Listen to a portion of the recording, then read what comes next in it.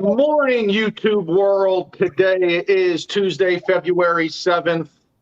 This is AM Chatter. I am Ryan Amrine with my co-hosts Anthony LaPera and Tom Burko.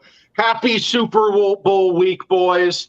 I'm a big football fan. Best week of the year. I hated this weekend without any football. The NFL got me right where they want me. Who do we got for the big game? Anthony, how's it going? Kick us off. How's your football fandom? Who are you guys going for? I'm going Eagles. It looks like you're going Chiefs the way you're dressed today. No, this is for Valentine's Day pregame. Yeah, early Valentine's Day. Love that. Love that. Chocolates. You and Vanessa go out a week early. It's nice. Trying to get a reservation the week of Valentine's Day is a nightmare. I would say it's harder to get a babysitter. No, you can get a babysitter. So it's reservation. Huh? There's some single people still out there. Then you're telling me there is. I was actually told yesterday by a really reliable source that if you have kids, only have one, and if you have more than one, you're an idiot. Now, this was a new dad. He seemed a little stressed at the time, but he seemed to be regretting his decisions of putting two children on this earth. And what about you? How's your experience with two children?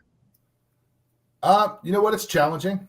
It's challenging because they fight and stuff like that. But, when you have your first one, you're very skeptical about a lot of stuff. You're trying to make sure they don't get hurt. And I have girls. So if you have a boy that you can rough them up and stuff like that. But girls, you don't want to see them get hurt and stuff like that. And try to make sure everything's good to go, especially at the playground. No kids messing with your daughters. And the second one, you're past that phase. So when you get to the second one, you're like, just go ahead. Just get out there. Just go. So yeah, a lot of things are different for the second child. Well, I see you're sticking with the popular pick of the Eagles. Myself, I'm going to stick with Patty Mahomes and the Chiefs. Getting Pat Mahomes as an underdog in a Super Bowl, I'm going to go with that all day, every day. Tommy Burko, what you say? Chiefs by 3. Oh, there we go. Quick, short, precise. I like that. All right. Well, I've been hyped up. I'm ready for it. I love to see the storylines that come out, the crazy stories. We got Tom Brady starting off retirement with an underwear picture on Instagram that only he could do. So, Anthony, Tom, maybe if you guys could mimic that picture from yesterday and put your own version out, that'd be great. That'd be pretty good. But what I really want to get into today, and this is so perfect because, Anth, it's real life experience, is a lot of first-time home buyers, when they come to me for a pre-approval, come to you guys, a big question is, will I get a survey when I buy my house? A lot of folks think it's normal to get a survey. Back in the day, it was much more normal to get a survey, where now I find it very, very rare for a survey being one of the inspections to be chosen. From my understanding, 1, the cost, and 2, the time frame to get surveys done before closing. But we all know you've been having this tree saga in your area of the world right now, Anth. So let's talk survey a little bit. Fill us in on your story from yesterday and your neighbors and how it went down. Yeah.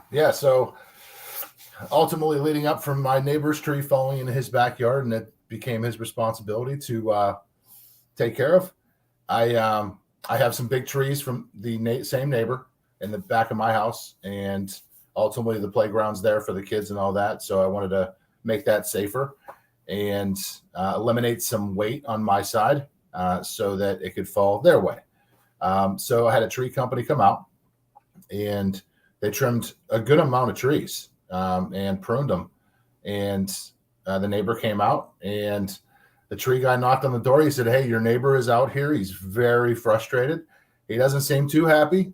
And I think you should come out." And I said, "All right, fine." I came out and went over. We shook hands. He said, "What are you doing?" And I said, "Well, I'm pruning some trees, and I'm cutting some of these trees out that are affecting, these other trees." He said, well, I think you're cutting trees down that are on my property. I said, well, sir, I said, it's a great observation, but let's take a walk.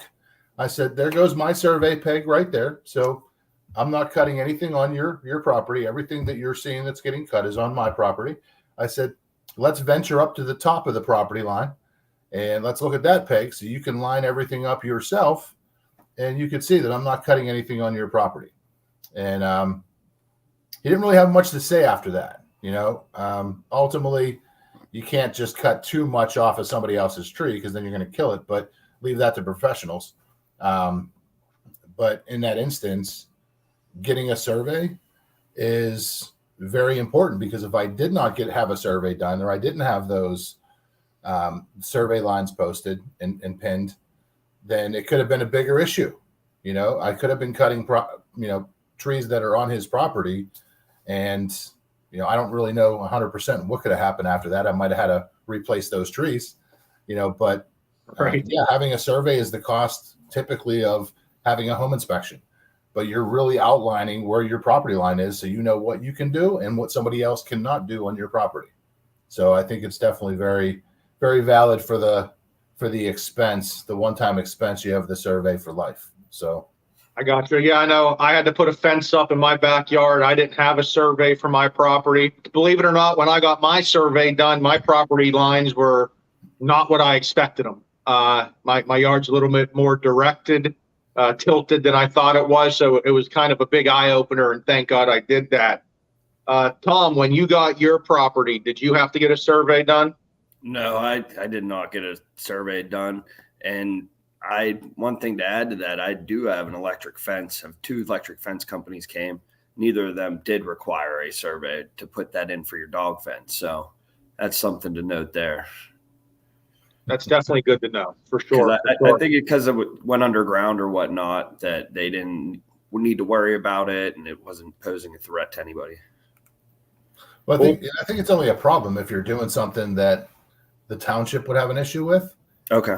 And or if your neighbor has an issue with. I mean, that's the thing. So I mean, it would stink if your neighbor was not a nice neighbor and just was boundary happy, and they're like, hey, I don't want that electric fence. Even though it's very minuscule, they could totally say, hey, it's on my property, remove it. I got some cool neighbors. Well, that's awesome, because some of us don't. Well, I mean, I think in that survey is meant to protect you, right? To make sure you don't go out and spend money to do something and then find out, oh, you put an addition on that's on your neighbor's property. You put a fence up that's on your neighbor's property. You did this, you did that it's going to end up costing you dollars in the end. And it is a little unfortunate that right now in our industry, it's not normal with the home buying process. It's just, when I got my survey done, I think it took them 7 weeks to get out here. I could only imagine buyers and sellers not closing for 7 weeks. I mean, that's just not really feasible. So I get that. But I think what I wanted to get out there really today was a lot of first-time home buyers think that a survey is part of buying a home, where they have to elect that on the sales contract, Right. to my understanding, if they want to get that done. Right.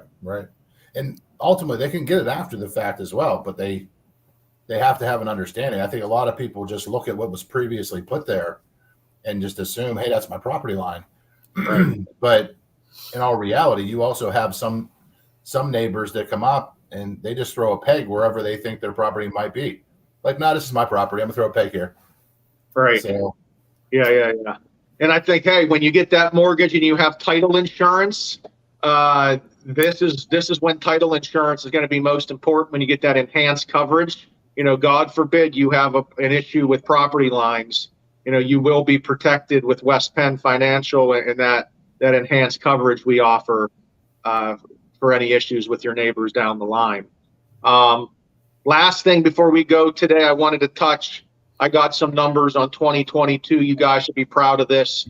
We did close over 95% of our loans originated in 2022. So I just wanted to congratulate you guys on that. Tom, wake Belle up. Tell her we need to get excited for those news. That's great info, but gorgeous dog you got there. She's being a good girl. All right, boys, that's all I got for a warm Tuesday here. We're through the cold. Have a great one and go get them. All right, buddy. See you guys. Later. All right, see you guys.